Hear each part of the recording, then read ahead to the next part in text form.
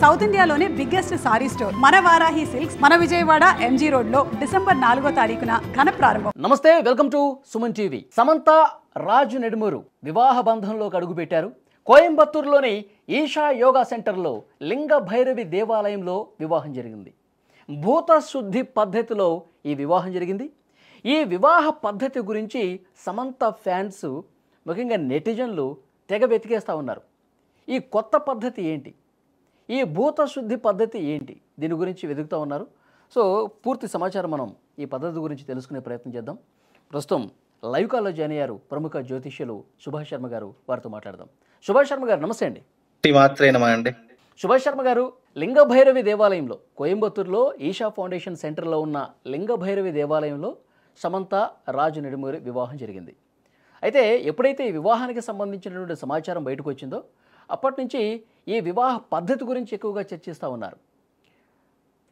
ఆ పద్ధతి గురించి మీరు కూడా వినే ఉంటారు. ఈ భూత శుద్ధి పద్ధతి అంటే ఏంటి, అసలు ఈ భూత శుద్ధి పద్ధతి గురించి పూర్తి సమాచారం తెలియజేయండి. తప్పకుండా అండి. వీక్షిస్తున్నటువంటి ప్రేక్షకులందరికీ కూడా శ్రీమాత్రే నమః, శ్రీ గురుభ్యో నమః.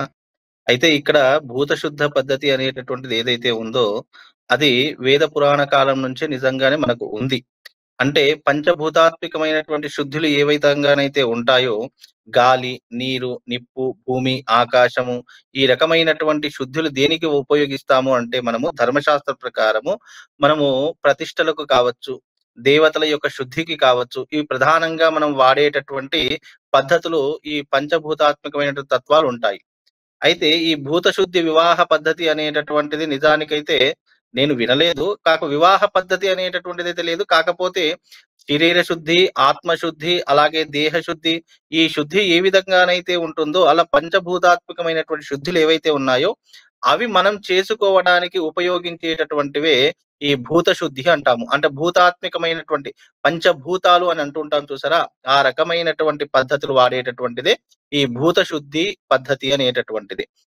అయితే దీంట్లో ఏంటి అంటే ఆల్రెడీ సమంత గారికి ఒక వివాహం జరిగింది కాబట్టి మరి ఆమె తన యొక్క పంచభూతాత్మకమైనటువంటి దేహశుద్ధి, ఆత్మశుద్ధి చేసుకోవడానికి మరి ఈ రకమైనటువంటి పద్ధతిని ఉపయోగించింది అని నేను అనుకుంటున్నానండి. ఓకే, అంటే యాక్చువల్గా ఈ భూత శుద్ధి పద్ధతి అనేది ఎక్కువ మంది అవలంబిస్తూనే ఉంటారా, పాటిస్తూనే ఉంటారా? ఎందుకంటే లేదండి, అసలు భూత శుద్ధి పద్ధతి అనేటటువంటిది ఏదైతే ఉందో అది మన ఆచార వ్యవహారాలకు భిన్నమైనటువంటి పద్ధతి అండి. నిజానికి ఈ పద్ధతి అనేటటువంటి మనం వాడము. ఎందుకు అనంటే గనక ఇప్పుడు జైన మతము, బౌద్ధ మతము ఏ రకంగానైతే ఉంటాయో అలా మతాలకు సంబంధించిన పూర్వకాల పద్ధతిలో ఈ రకమైనటువంటి విధానాలు దేనికి ఉపయోగిస్తాము అనంటే ఈ పంచకర్మలు వాడటానికి, అలాగే పంచభూతాత్మకమైనటువంటి తత్వాలను శుద్ధి చేయడానికి ఈ రకమైనటువంటి విధానం. అంటే మన మనస్సు, శరీరము, బుద్ధి, ఆలోచనము, జ్ఞానము ఇవన్నిటిని కూడా శుద్ధి చేయడానికి వాడేటటువంటి మంత్రములో ఉన్నటువంటి భూత శుద్ధి వివాహానికి సంబంధించిన కొన్ని పద్ధతులు ఉన్నాయి. కానీ మన ఆచార వ్యవహారాలు భిన్నమైనటువంటి పద్ధతి. దానికి ఈ భూత శుద్ధి వివాహానికి ఏంటంటే 14 రోజులు దీక్ష ఉంటుందండి. ఈ 14 రోజుల దీక్ష అనేటటువంటిది ఎలా ఉంటుందంటే ఇది మొదటి 3 రోజులు మౌన వ్రతాన్ని పాటించాలి. దాని ద్వారా ఏమవుతుందంటే జ్ఞాన శుద్ధి జరుగుతుంది. అలాగే మిగతా 3 రోజులు అనేటటువంటివి ఏవైతే ఉన్నాయో దేహాన్ని ఎప్పుడూ కూడా శుభ్రంగా దేవతల మీద లగ్నం చేసేటటువంటి విధానంగా ఉండాలి. అంటే మన శరీరాన్ని, మనసుని, బుద్ధిని శుద్ధి చేసుకోవడానికి చేసేటటువంటి ప్రయోగ చర్య భూత శుద్ధి అని అర్థము. కానీ భూత శుద్ధికి దానికి వివాహము అనే దాన్ని జోడించి చూసారా, ఈ వివాహ పద్ధతి వ్యవస్థ అనేటటువంటిది మన దానిలో లేదు. లేని దాని గురించి ఇప్పుడు ఈషా ఫౌండేషన్ అనేటటువంటి పెద్ద సంస్థ కూడా ఈ భూత శుద్ధి గురించి ఇంటర్నెట్ లో సెర్చ్ చేస్తే వేలాది సంవత్సరాలుగా వస్తున్నటువంటి ఒక పవిత్రమైనటువంటి ప్రక్రియ ఈ వివాహ ప్రక్రియ. ఇక్కడ మీరు ఒకటి ఆలోచించాలి. ఇక్కడ కేవలం ప్రక్రియ అని చెప్పారు తప్ప వివాహానికి వాడేటటువంటి ప్రక్రియ అని మీకు ఎక్కడా కూడా చెప్పరు. దీన్ని భూత శుద్ధి వివాహము అనడం అనేటటువంటిది కాస్త ఇబ్బందికరమైనటువంటి అంశం కాబట్టి భూత శుద్ధి అనేటటువంటిది ఉంది. శుద్ధి అంటే అర్థం ఏంటి అంటే మన యొక్క దేహాన్ని, శరీరాన్ని శుభ్రపరచుకోవడానికి వాడేటటువంటి పదం శుద్ధి అని అర్థము. ఇక్కడ భూత శుద్ధి అంటే ఏంటి, మన శరీరంలో ఉన్నటువంటి పంచభూతాత్మికమైనటువంటి గాలి, నీరు, నిప్పు, భూమి, ఆకాశం ఏ రకంగా అయితే పంచభూతాలు ఉన్నాయో దానికి సంబంధించిన తత్వాలు కూడా మన శరీరంలో ఉంటాయి కదా. మన శరీరంలో వాటర్ ఉంది, వేడి ఉంది, నీరు ఉంది. ఈ శరీరం పంచభూతాత్మకమైన తత్వంతో కూడుకున్నటువంటిది అని శాస్త్రం ఎలాగైతే తెలియజేసిందో, నీ శరీరాన్ని శుద్ధి చేసుకోవడానికి ఉపయోగించేటటువంటిదే భూత శుద్ధి అని చెప్పడం జరిగింది. ఇక్కడ లింగ భైరవి అమ్మవారి యొక్క క్షేత్రం, అంటే మనకు త్రిపుర భైరవి అనేటటువంటి అమ్మవారి యొక్క పేరు మీదుగా అంతర్గతమైనటువంటి అమ్మవారు లింగ భైరవి అమ్మవారు. ఆ అమ్మవారి యొక్క ఆధ్వర్యంలో చేసుకోవడానికి వాళ్ళ ప్రధానమైనటువంటి కారణం ఏమిటి అని అంటే గనక, ఆల్రెడీ సమంత గారికి వివాహం జరిగింది కాబట్టి తాను శరీరాన్ని శుద్ధి చేసుకోవడానికి, అలాగే తాన యొక్క మనస్సుని, బుద్ధిని ఏకాగ్రత శుద్ధి చేసుకోవడానికి చేసేటటువంటి ప్రయోగ చర్య తప్ప భూత శుద్ధి వివాహం అనడానికి ఇక్కడ ఆస్కారం లేదండి. వివాహం అనేటటువంటి వ్యవస్థ అంతా కేవలం ఒకటే రకంగా ఇది ఉంటుంది. ఈ లింగ భైరవి అమ్మవారి సమక్షంలో మాత్రమే ఇలాంటి వివాహాలు జరుగుతాయా, లేదంటే ఎక్కడైనా చేసుకోవచ్చా? ఏమన్నా లేదండి, ఎక్కడైనా చేసుకోవచ్చు. ఈ లింగ భైరవి అమ్మవారి క్షేత్రమనే కాదు, ఇక్కడ వివాహం అనేది ఏ క్షేత్రమైనా చేసుకోవచ్చు. లింగ భైరవి అంటే సమంత గారు ఏమిటి అని అంటే గనక, ఆమె అక్కడ ఉన్నటువంటి విశ్వాసాన్ని ఎక్కువగా విశ్వసించడం ఒకటి. అలాగే ఈషా ఫౌండేషన్ లో తాను ఎన్నో రోజుల నుంచి అక్కడ ఎన్నో రకాలైనటువంటి యోగ సాధన ఆచరించింది కాబట్టి ఆ సమంత గారికి ఏంటంటే అక్కడ విశ్వాసం, నమ్మకం ఎక్కువ. మనస్సు ఏ రకంగానైతే చెప్తుందో బుద్ధి అదే రకమైనటువంటి ఆలోచనలు ఇస్తుంది. అలాగే సమంత గారు చేసుకున్నట్టు భూత శుద్ధి అనేటటువంటిది ఏం లేదండి. భూత శుద్ధి అంటే ఒకటే గుర్తుపెట్టుకోండి, తాను తన యొక్క కర్మలను శుద్ధి చేసుకొని వివాహం చేసుకుంది కాబట్టి దానికి భూత శుద్ధి వివాహము అని పేరు పెట్టారు అంతే. కలియుగంలో మనం ఏది ఆచరిస్తే అదే ఆచారం అవుతుంది, ఏది పాటిస్తే అదే సాంప్రదాయం అవుతుంది ఇక్కడ కలియుగంలో. కాబట్టి ఇదొకటి అందరూ కూడా గుర్తు పెట్టుకోవాలండి. ఇక్కడ భూత శుద్ధి వివాహానికి ఏంటంటే తన శరీరాన్ని, మనసుని శుద్ధి చేసుకొని మళ్ళీ ఇంకొకరితో జీవితాన్ని, సహజీవనాన్ని చేయడానికి ఉపయోగించబడేటటువంటి ఏవైతే మంత్రచర్యల ద్వారా ఉపయోగించినటువంటి విధానం ఉందో దాన్ని భూత శుద్ధి అని అంటారు. ఆ భూత శుద్ధి పద్ధతితో తన శరీరాన్ని, తన మనస్సుని, ఆలోచనలు శుద్ధి చేసుకొని మరొక వివాహం చేసుకోవడానికి భగవంతుని యొక్క సమక్షంలో, అంటే అమ్మవారి యొక్క సమక్షంలో ఆధీనాన్ని తీసుకుంది కాబట్టి దీన్ని భూత శుద్ధి వివాహము అంటున్నారు. అంతేనండి. ఓకే. అంటే ఇప్పుడు మామూలుగా హిందూ సంప్రదాయం ప్రకారం వివాహాలంటే వేద పండితుల మంత్రోచ్చారణల మధ్య అవునండి. జరుగుతుంటుంది. అవును, అవును, బెల్లం, జీలకర్ర పెడతారు, తర్వాత 7 అడుగులు, అవును, అరుంధతి అవునండి, నక్షత్రం, ఇదంతా రెగ్యులర్ ఫార్మేట్ అవునండి, మనం చూస్తూనే ఉంటాం. అయితే అవునండి, ఈ ఈ ఈ ఏదైతే ఈ భూత శుద్ధి ఉందో, ఈ భూత శుద్ధి ద్వారా అవునండి. వివాహం చేసుకోవాలనుకునే వాళ్ళు అది మొదటిసారి వివాహమైనా సరే ఈ పద్ధతిని చేసుకోవాలి అనుకుంటే చేసుకోవచ్చా? ఏమైనా ఇబ్బంది ఉందా? లేదండి, భూత శుద్ధి అనేటటువంటిది యోగ కర్మలో ఉన్నటువంటి ఒక ప్రక్రియ. ఇది మన సనాతన ధర్మానికి, వేదానికి జోడించి చెప్తాము అంటే ఇందులో సాధ్యపడదు. ఎందుకంటే సనాతన ధర్మంలో వివాహానికంటూ ఒక గొప్పనైనటువంటి సాంప్రదాయం ఉంది. ఒక గొప్పనైనటువంటి చర్య, ప్రక్రియ అనేటటువంటిది ఉంటుంది. ఇక్కడ వివాహ వ్యవస్థలో చేయవలసినటువంటి కొన్ని కర్మలు ప్రధానంగా చెప్పడం జరిగింది. కాకపోతే భూత శుద్ధి వివాహం అనేటటువంటిది ఏదైతే జరిగిందో తన యొక్క ఆత్మశుద్ధి చేసుకోవడానికి అక్కడ, ఎందుకంటే ఇది యోగ సూత్రంలో చెప్పినటువంటి వివాహం తప్ప, అంటే యోగ సాధనలో చెప్పినటువంటి వివాహం తప్ప, ఇది మన సనాతన సాంప్రదాయానికి అనువైనటువంటి వివాహం అయితే కాదండి. ఓకే. అంటే ఈ అదే. పంచభూతాలని శుద్ధి చేసుకుని తర్వాత శుద్ధి అయింది అని చెప్పి భావించిన తర్వాత వివాహం చేసుకున్నారు, అంతేగా మీరు చెప్పదలుచుకుంది? అంతే అండి. ఇప్పుడు కొంతమందికి ఎట్లా ఉంటుంది అంటే గనక ఆల్రెడీ వివాహం అయింది కాబట్టి మనస్సు, శరీరం, బుద్ధి, ఆలోచనలు అనేటటువంటివి ఏ రకంగానైతే శుద్ధి చేసుకోవాలనే ఆలోచన తత్వం ఏదైతే ఉంటుందో అది కలిగిందేమో.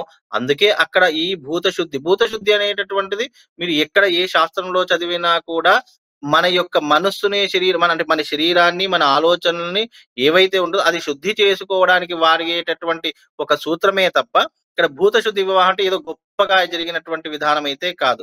కాకపోతే వేల సంవత్సరాల నుంచి ఉన్నటువంటి ఆచార వ్యవహారాలు ఏంటంటే ఇది యోగ సూత్రంలో చెప్పినటువంటి వివాహ వ్యవస్థలో ఉన్నటువంటి ఒక భాగం, అంతర్గత భాగం ఇది.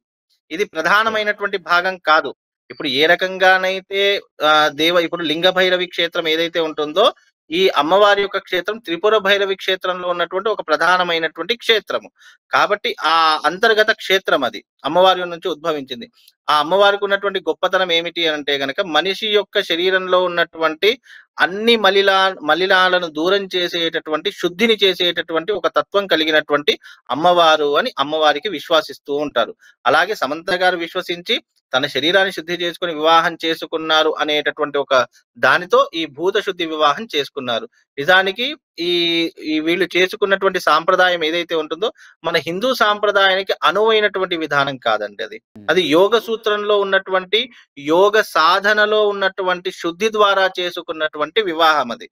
అంటే యోగ శుద్ధి ద్వారా చేసుకున్నటువంటి వివాహంలో ఈ భూత శుద్ధి అనేటటువంటిది అంతర్గతమైనటువంటి ఒక భాగం అండి ఇది. కాకపోతే మన సనాతన సాంప్రదాయం మీరు అన్నారు, సనాతన సాంప్రదాయం జీలకర్ర బెల్లం పెట్టడము, అలాగే మంగళసూత్ర ధారణ చేయడం. మనలో ఉన్నటువంటి శరీరంలో ఉన్నటువంటి వాటిని శుద్ధి చేసుకోవటం మీరు ఇంతకుముందు అన్నారు.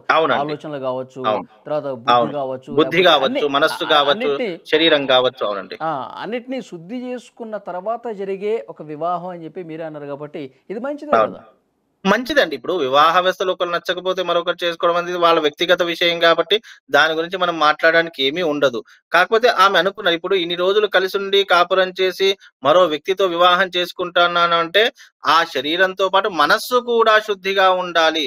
దాన్ని ఇప్పుడు ఒక వ్యక్తికి సంతానం లేదు అంటే దత్తత స్వీకారం ఎలాగైతే చేసుకుంటారో అలాగే తన మనస్సుని, బుద్ధిని, ఆలోచనలన్నిటి కూడా శుద్ధి చేసుకుని నేను కొత్త జీవితాన్ని ప్రారంభం చేస్తున్నాను అని చెప్పేటటువంటి విధానమే భూత శుద్ధి వివాహం అండి. అంటే దాంట్లో ఉన్నటువంటి విధానం ఏంటంటే ప్రత్యక్షంగా కాకపోయినా పరోక్షంగానైనా మనలో ఉన్నటువంటి మలినాన్ని దూరం చేసుకుని నేను కొత్త వరుణ్ణి వివాహం చేసుకుంటున్నాను అంటే కొత్త జీవితాన్ని ప్రారంభం చేస్తున్నాను అనేటటువంటి అర్థమే భూత శుద్ధి వివాహము. సాధారణ వివాహాల్లాగానే ఇందులో కూడా మంత్రాలు అవే ఉంటాయండి, వేరుగా ఏముండవండి. దీంట్లో మంత్రము, తంత్రము, యంత్రము ఏది ఉండదండి. దీంట్లో కేవలము అమ్మవారి యొక్క ఆజ్ఞ మేరకు దీంట్లో కొన్ని ప్రోక్షణలు ఉంటాయి. అలాగే దీంట్లో చేయవలసినటువంటి యోగ సూత్రాలలో కొన్ని ప్రక్రియలు చెప్పారండి.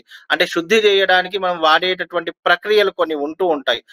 అది ప్రకారం అంటే కాలానుగుణంగా మార్పు. ఇప్పుడు అది 1000 సంవత్సరాల క్రితం నాటిది కదండి. అప్పుడున్నటువంటి కాలానికి ఇప్పుడున్నటువంటి కాలానికి చాలా వ్యత్యాసం ఉంది. చాలా మార్పులు జరిగినటువంటి విధానాలు కూడా మనకు ఉన్నాయి. కాబట్టి అప్పటి కాలమానంలో ఏమిటి అంటే గనక దీనికి 14 రోజులు దీక్ష వహించి దీక్ష చేసిన తర్వాత 15వ రోజు వివాహం చేసుకునేటటువంటి పద్ధతి ఉంటుంది. ఈ 14 రోజులు ఒక వ్యక్తి ఏం చెయ్యాలి అనేటటువంటి పద్ధతే ఈ యొక్క భూత శుద్ధి పద్ధతి అండి. ఓకే సుభాష్ శర్మ గారు, సరే పద్ధతి ఏదైనా కానీ వివాహం జరిగింది, ఈ జంట సుఖ సంతోషాలతో ఉండాలని చెప్పి మనం కూడా కోరుకుందాం. అయితే ఒక్కొక్కరు ఒక్కొక్క పద్ధతిని ఆచరిస్తారండి. ఎవరి పద్ధతి వాళ్ళతో ఉంటుంది. వాళ్ళు నమ్మినటువంటి ఒక సిద్ధాంతాన్ని, వాళ్ళు నమ్మినటువంటి ఒక ధర్మాన్ని నమ్మారు కాబట్టి వాళ్ళ పద్ధతిలో వాళ్ళు వివాహం చేసుకుండొచ్చు. దాన్ని మనం విమర్శించడం అనేటటువంటిది అయితే సమంజసమైనటువంటి పద్ధతి కాదు. ఎవరికి నచ్చినట్టు వాళ్ళు వివాహం చేసుకుంటారు. దాంట్లో ఈ భూత శుద్ధి అనేటటువంటిది ఒక ప్రక్రియ మాత్రమే. యోగ సూత్రాల్లో ఉన్నటువంటి ఒక ప్రక్రియ.